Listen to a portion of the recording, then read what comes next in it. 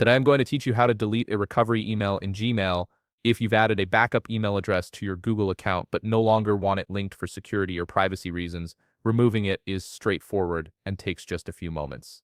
First, open your browser and head to mail.google.com. Sign in to the Google account where you want to remove the recovery email. Make sure you're logged into the correct account if you manage multiple profiles. Once you're in, look at the upper right corner of your screen where you'll see your profile icon. Click on it and a pop-up window will appear. From the options presented, select Manage your Google account. This takes you to the central hub where you can adjust all your account settings and security features. Now look at the left side menu of your screen and click on Personal Info. This section contains all the personal details associated with your account, including your name, phone number, and email addresses. Scroll down until you reach the Contact Info section.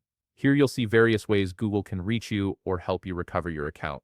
Click on Email under Contact Info. This will show you all the email addresses linked to your account, including your primary email and any recovery addresses you've added. Next, click on the address shown under Recovery Email.